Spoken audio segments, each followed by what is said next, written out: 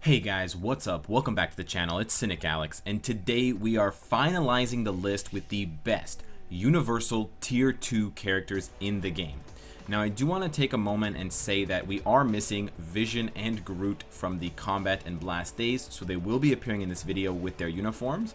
Both of their uniforms are highly sought after, Vision's being for 1 gold, Groot's being situationally useful against lightning-based characters, but technically they're not universals. Secondly, guys, the universal class is a bit different than the other classes in that there are so many native tier 2s, all of the Black Order, Odin, and Dormammu. Because of that, guys, I will be ranking the Black Order and Dormammu and Odin, but you need to take that into consideration because they are not achieved in the same way as other characters. So even though a native tier 2 and a native tier 1 may both be highly recommended or strongly recommended in that second category, it may be a lot easier for you to get one than the other. So let's jump right in, guys. Let's go right to the bottom with our very newest, brand shining newest Robbie Reyes, Ghost Rider. Here is the newest universal character to the list. His tier 2 passive is pretty strong. It increases a lot of his damage numbers and it increases his survivability, and his leadership is quite useful, especially for Shadowlands. His iframes make him very good for World Boss, but he's not very good, at least from the tentative results we have halfway through the Universal Hero Day in Alliance Battle, and I don't think he's going to be much of a threat in PvP because he needs to be played manually to take advantage of all of his iframes. However, I would say that this is probably a strong, situationally useful tier 2 to get, and he looks super cool, so a lot of people are going to want to invest in him. Next up, we have a character that I have hated on for a long time, Hyperion. His tier 2 passive seems really good, but honestly doesn't help all that much. It helps out against Corvus. That 50% is huge. That's the same as Bullseye and Robbie Reyes' leaderships, but that's about it. The damage numbers are nice, but it doesn't address a lot of the issues that the character has, so I think this is just a situationally useful, albeit a good situationally useful tier 2 to get. Medusa, on the other hand, is a bit more of a tricky one. Although she is very comparable to her husband Black Bolt, I would say that she's a little bit worse for me because a lot of her skills are very low AoE. She has very small hitboxes, so she struggles to do a lot of damage to many groups of characters. She struggles in 2v1 relays in Shadowland or in some of the boss or some of the wave stages. And although she does have a very strong tier 2, I think this is just situationally useful. It's in that high third category. It's almost a recommendation, but not quite. Ghost Rider, the original, is also a situationally useful tier 2. Despite the fact that his tier 2 does massive damage to world bosses, 120% is crazy. He just doesn't have enough to make him super viable in other areas. He's very good against world bosses, he's pretty good in Shadowlands, and then it kind of falls off from there. You, however, do need to get his newest uniform to make any of this a reality, because with his other uniforms, he has no immunity on the getaway car. So it really hampers the character's ability, and I think without a uniform, his tier 2 is irrelevant. So keep that in mind. Singularity, who I once famously put on the top 10 worst characters list, got a very strong tier 2 passive to complement and bolster her status because she was kind of lacking. Chance to pierce with barrier, 40% guaranteed dodge is insane, that's huge, and then big skill numbers.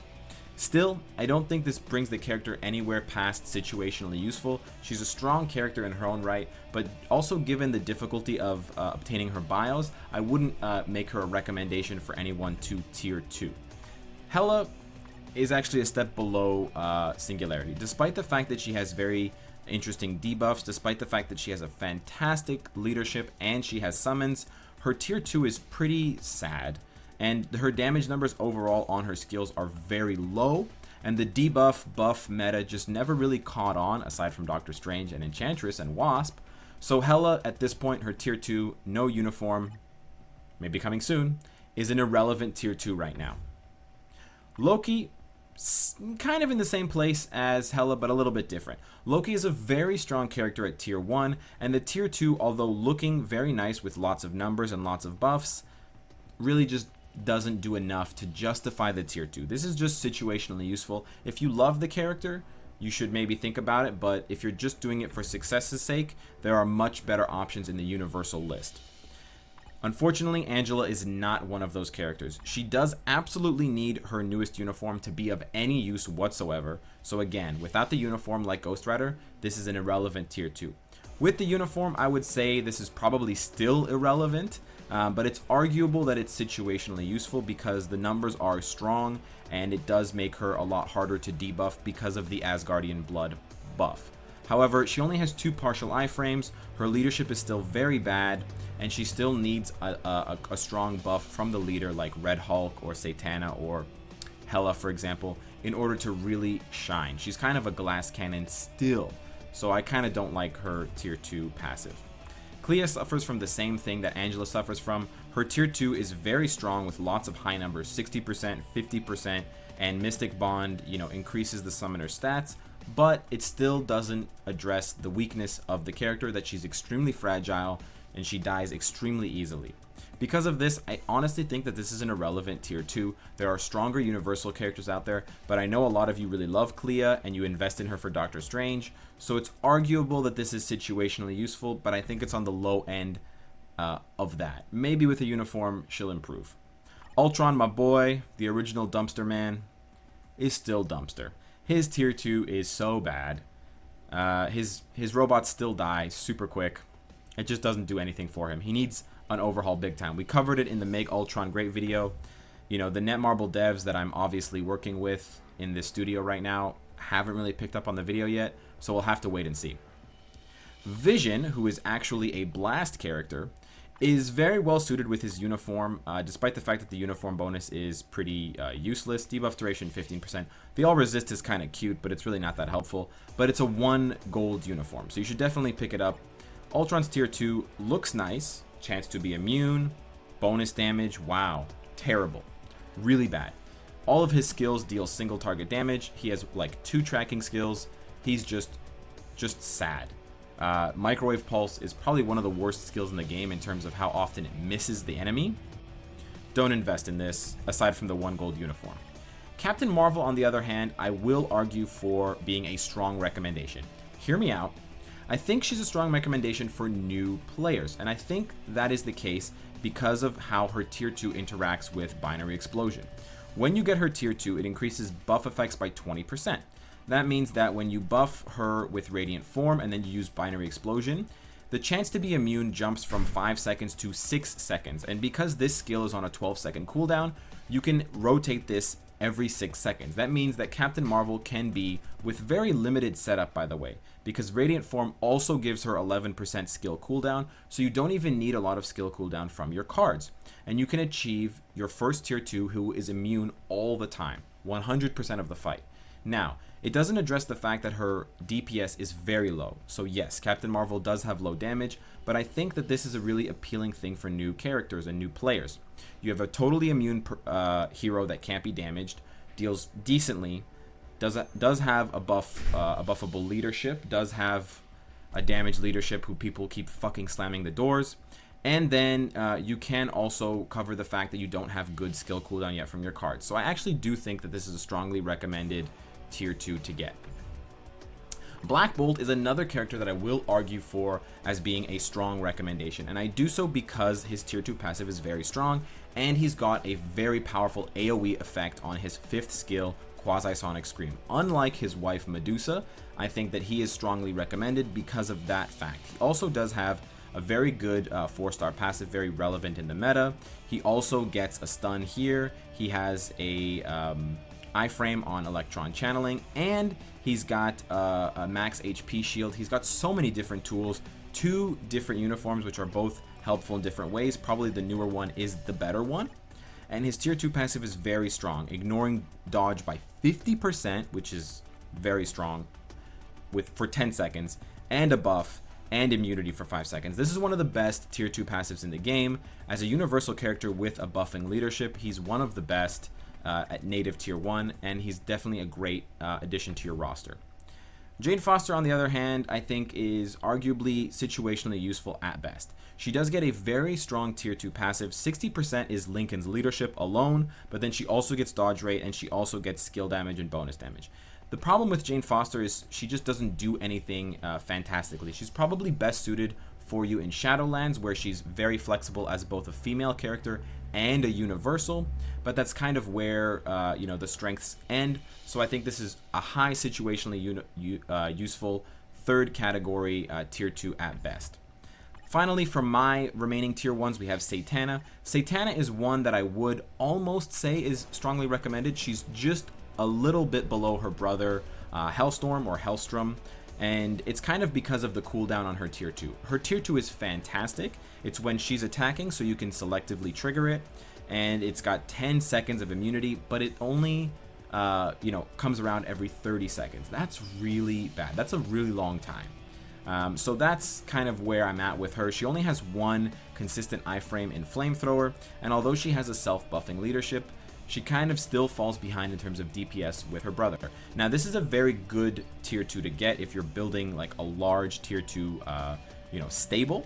So this is almost a recommended, but it's just not quite yet there. Maybe with the uniform it will be.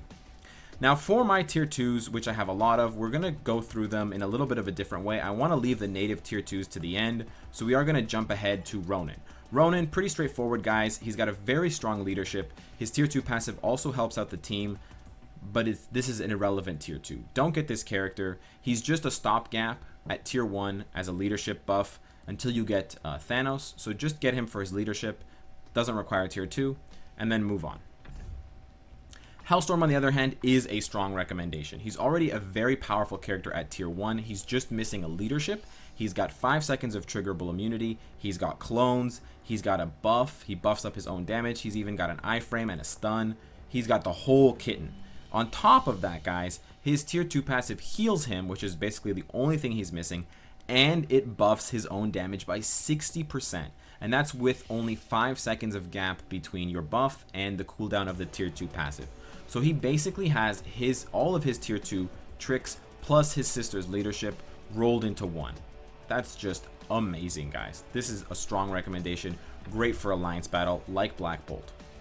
Destroyer, on the other hand, is one that you might have heard of as a like cool or hipster tier 2 to get. I think this is situationally useful, and it's basically useful for making a joke of timeline battle at times, and for PvP if you're in a high level alliance. If you're in alliance tournaments, this is an absolute must-have. If not, this is borderline irrelevant just because the character doesn't do anything in PvE content. He's only relevant in PvP content where the HP of your enemy is comparable to yours. In PvE content, the HP of the enemy is scaled to such a degree, in the millions of health, that there's just not enough time and there's not enough of your health to reflect damage back. You'll die before you can reflect half of the enemy's health. So it's a tricky one. Groot, who is natively a combat character but who has a very fantastic uniform, is another one that used to be, you know, a must-have or a strong recommendation, but now that the meta has shifted and now that healing is really not so important anymore because of all the immunities running around, I would say this is situationally useful at best.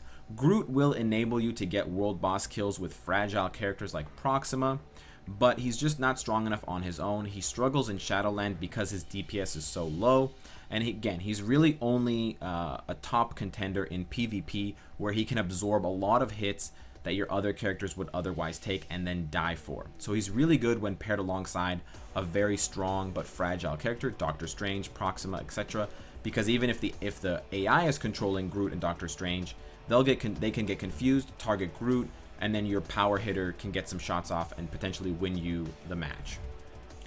Thor, I think, is again another situationally useful tier 2 character. He's borderline strong recommendation just because he's so powerful, but he needs a lot of love, a lot of obelisk and ISO help. He needs a strong uniform, the unworthy one. By the way, don't get the other one aside from the cost in gold because it's pretty much useless. And although his has a very topical tier 2 passive with that 70% chance to pierce, Thor still dies too quickly. I can kill Doctor Strange one-on-one maybe 60% of the time in timeline battle. That's really not enough to tier 2 a character. But being a universal type, he is still very flexible in Shadowlands, and he's useful for that reason. So he's situationally useful. Now, as far as the native tier 2 goes, I think there's basically 3 tiers of these native tier 2s. There's the must-have native tier 2s that you should get, especially for Extreme Alliance battle. And they go as follows: Odin, Corvus, and Dormammu. You should get Corvus, I think, before Dormammu, just because after Odin, you're going to be so bereft of gold. Odin and Dormammu each cost upwards of 60 million gold. You just can't stomach it. So, you know, Odin and Corvus is only about 100 million gold. That's a lot easier to take than like the 150 almost million that you're going to spend on Odin and Dormammu. And Corvus is an excellent addition who does almost the same things that Dormammu does for you in World Boss, in Alliance Battle Extreme, and in Shadowlands, and it won't be such a burden for you to take them on back to back. So that's why I put Dormammu third, behind Corvus, and then obviously behind Odin as well. But I think Odin is number one because he's such a powerful universal hero. He's got so many team buffs, he's got immunity, he's the fastest clearer in the game, so he's great for running shield missions to grind up your XP to get to level 70 for Uru. He's just fantastic. Corvus is one of the best villains in the game. Immunity, he revives just like Dormammu. He has clones, really great. Dormammu, giant flaming head, we all know why he's good. So those are the must-have native tier 2s. The second tier, these are the strongly recommended native tier 2s. And I'm going to start with Thanos because a lot of people think that he is a must-have, but I'm going to argue that he's not. He's not because he's kind of taken a hit recently. He's not as fast as a lot of the other native tier 2s in terms of burst damage. He doesn't have the burst DPS of Supergiant, Proxima, you know, Corvus, Dormammu, Odin. So he kind of falls down a peg for me, and because he costs as much as Odin and Dormammu, but doesn't do as much lifting as they do, I would say that he takes a hit. He is probably about as strong as they are, if not a little bit stronger in PvP, because he has so many ways to protect himself and make himself, untargetable with iframes, but that's a very small part of the game. The last character that I would put in that, strongly recommended category would be Proxima, and I would put her there because alongside Corvus, she does fantastic damage. She's a great striker, and she's a great character to give you early world boss clears, and very fast ones at that. She's also very good in Shadowlands because she doubles as a universal supervillain and as a female character, and she has many CC effects. So many. And with the ignore dodge, she's usable on almost any stage in the game. She's fantastic. The last list of native tier 2 Black Order universal types that I think are just situationally useful, but some can argue that they're, strongly recommended, would be Black Dwarf, Supergiant, and Ebony Maw. And I say that just because they have their uses, they have their strengths, you can go and look up more on them, but they don't really shine. They're not the number one in any area. Supergiant does, great burst damage, and she has a summon in Puppeteer with Black Bolt, and she can do a good job in Extreme Alliance Battle, but she needs a lot of help. She needs Proxima to strike for her. She needs Ebony Maw to be the leader. She can't do it on her own, and she's very fragile. Ebony is kind of a utility guy. He's got a lot of damage on his 5th skill. He's got long iframes, he's got summons, he's got stuns, but again, he's fragile, and he just doesn't outperform anyone, and he's certainly not able to clear Alliance Battle Extreme the way Corvus can, despite the fact that they both have clones. So he kind of takes a hit for me. Black Dwarf, I personally think, is probably the worst of the Black Order right now. He has a lot of quirky abilities with the, physical immunity, with a lot of the stuns and guard breaks that he has, and the spin to win and the bleed, but he just doesn't fit anywhere right now. There might develop a physical meta that would put him at the forefront because he is extremely strong as a counter to physical characters. You can see there his physical defense is almost 11,000, but then look at his energy defense, 6,000. So he gets punished by the most popular type of damage in the game right now. For that reason, he's nothing but situationally useful. So those are the characters, guys, for the Universal class. Let me know what you think. Let me know which of these characters you want to level up, which of these characters you want to tier 2, and let me know what you think of my list. If I maybe got some wrong, if maybe I overvalue Corvus or undervalue someone like Supergiant. And of course, guys, if you like what you see, I hope to see you again tomorrow. Take care.